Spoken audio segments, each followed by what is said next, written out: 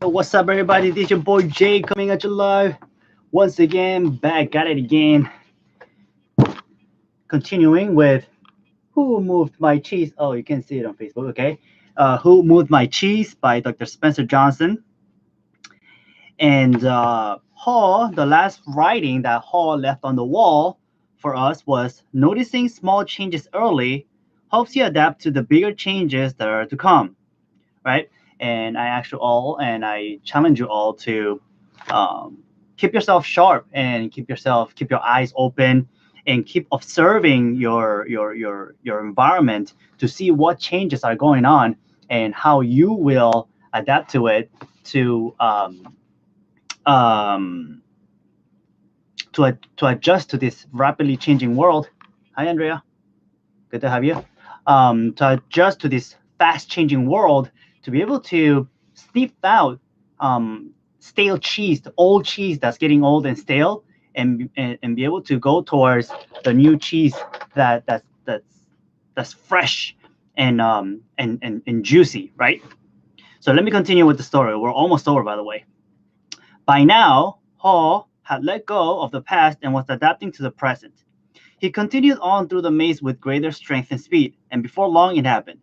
When it seemed like he had been in the maze forever, his journey, or at least this part of his journey, ended quickly and happily. Hall proceeded along a corridor that was new to him round the corner and found new cheese at Cheese Station N. When he went inside, he was startled by what he saw. Piled high everywhere was the greatest supply of cheese he had ever seen. He didn't recognize all that he saw, as some kinds of cheese were new to him. Then he wondered for a moment whether it was real or just his imagination, because Boa noite. Yes, Andrea. Boa noite. Is that right in Portuguese? Um, and look at that. He says he wondered whether it was real or just his imagination. And hi, Fallacious. Good to have you. He was talking about the author very masterfully put in imagination again, because we all know that Hall had been using his imagination for a very, very long time to imagine the best outcome, his ideal, this amazing, humongous station like piled high with cheese. And when he saw what he was picturing him in his imagination for so long, for him it was like, whoa, like, is this real, or am I just like imagining it like so vividly, right? But he saw his friend Sniff and Scurry, and Sniff welcomed Hall with a nod of his head, and Scurry waved his paw. Their fat little bellies showed that they had been here for some time. Hall quickly said his hellos and soon took bites of every one of his favorite cheeses. He pulled off his shoes, tied the laces together, and hung them around his neck in case he needed them again. Sniff and Scurry laughed. They nodded their heads in admiration. Then Hall jumped into the new cheese.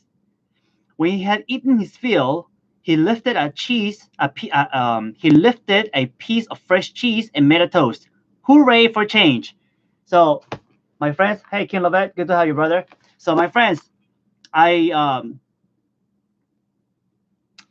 I invite you to make changes, and just like Hall did, instead of putting his running shoes away and putting all his tools away once he found new success, I challenge you to keep all your tools close to you, keep yourself sharp, and every time that there's change, let us keep adjusting and moving quickly with the changing times, and toast a hooray for change. Okay. As Hall enjoyed the new cheese, he reflected on what he had learned. He realized that when he had been afraid to change, he had been holding on to the illusion of old cheese that was no longer there. And once again, the recurring theme of this book is, how many times have you held on to the old things, thinking, holding on to the illusion of that old ideal, to that old vision, hoping that it was going to happen, rather than adjusting with the changes and looking forward to the new cheese that's out there for you. How many times have we held on to the past? How many held on to the failures of our past? How many times have we held on to our old beliefs? How many times have we held on to old ideas that do not longer serve us? And that is why it is paramount for us to shift our paradigm to the new, so that we can actually look at, hey, in my imagination, hi Sylvia, good to have you. In my imagination, I see all these beautiful things. So what has to happen inside of me to change? What paradigms do I have to change? What thought habits do I have to shift to go after all these new things out there for me? So what was it that made him change? Was it fear of starving to death? Hall smiled as he thought it certainly helped. Yeah, being scared of starving to death will definitely make him bust a move, right? Then he laughed and realized that he had started to change as soon as he had learned to laugh at himself and what he had been doing wrong. You see, a lot of the times, what I realize is that because we're holding on to all these old ideas and all these old beliefs, we tend to justify our beliefs. We tend to justify what we currently think is right, even though the evidence in our life shows us that things are changing, and perhaps it is time to update our software. Just like, I don't know about you guys, but I'm a little techie. I know that computers nowadays, it is hard for computers to run the old versions of Windows or Mac software that we ran, like, I don't know, 15 years ago, right? Like, I wouldn't expect anybody to be running Windows XP in a new computer that's running like the latest version of Windows 10. But what I'm saying is, it is also time for us to keep upgrading that software so that we keep up with the times, or else we risk getting left behind.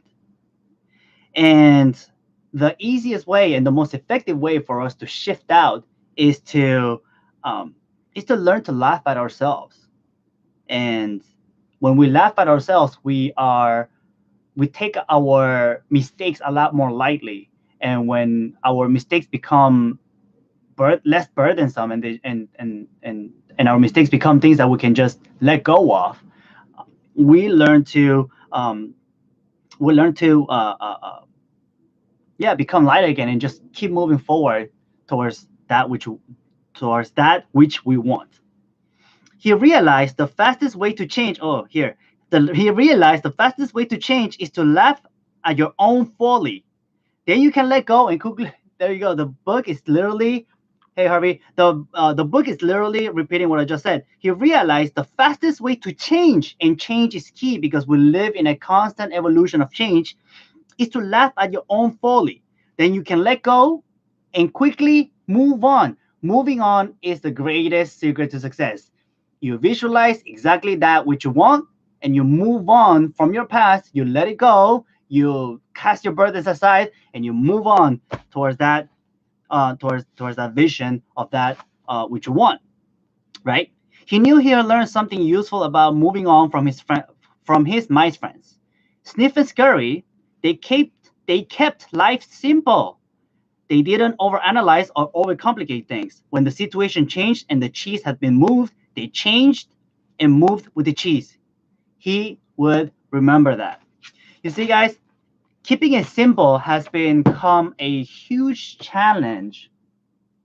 Andrea says everybody wants success to eliminate loss. That's right. We all want to eliminate, but it's the other way around, right, Andrea? Like, everybody thinks that you remove blocks. You become successful when you remove blocks, but on the other way, you actually become successful once you remove the blocks. And as I was saying, how many of us have an extremely hard time to um, keep things simple nowadays, because we're constantly bombarded with so much information, and we have so many things in our brains, and our brains are always running on overdrive, right? Harvey, the book is Who Moved My Cheese by Dr. Spencer Johnson.